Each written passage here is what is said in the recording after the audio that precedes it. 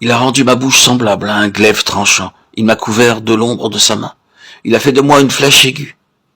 Il m'a caché dans son carquois et il m'a dit, tu es mon serviteur Israël, en qui je me glorifierai. Ésaïe 49, 2-1. Le Seigneur nous a appelés, vous et moi, dès le sein de notre mère, et c'est lui qui nous a choisis. Ésaïe 49, 1, Jérémie 1, 5, Galates 1, 15. Peu importe que nous soyons nés dans une famille riche ou pauvre, en tant qu'enfants de Dieu, nous sommes choisis avant d'être nés.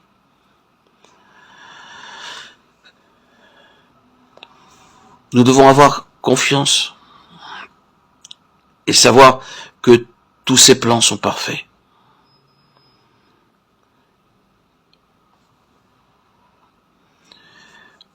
Même si nous ne savons pas lequel, Dieu est là. Et tout croyant se doit de garder cette foi.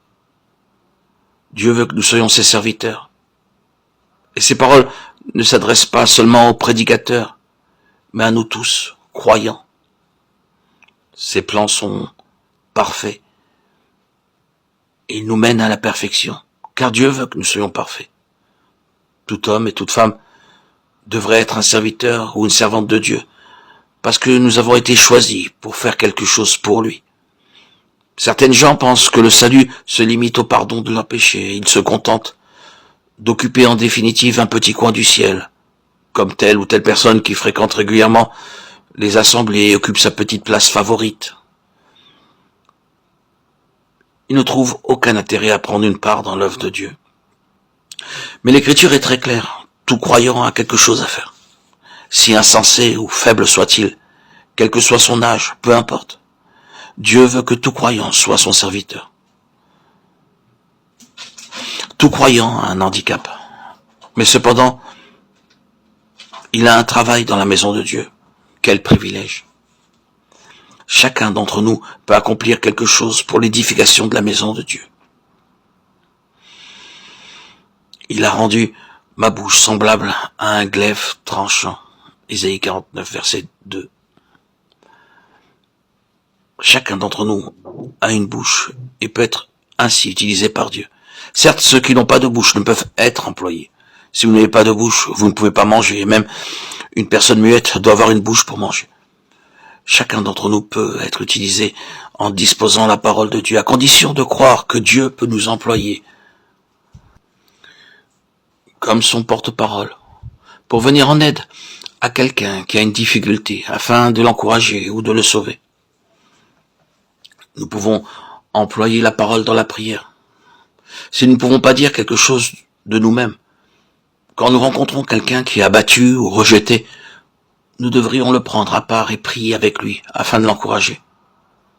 Beaucoup de personnes ont besoin d'être encouragées et fortifiées, même si elles sont déjà sauvées.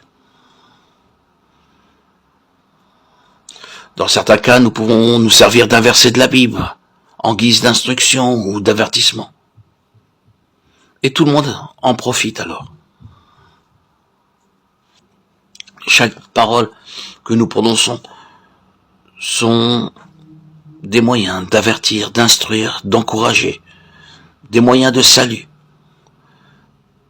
Pour toute personne que nous rencontrons, nous rendons un témoignage par nos paroles d'encouragement.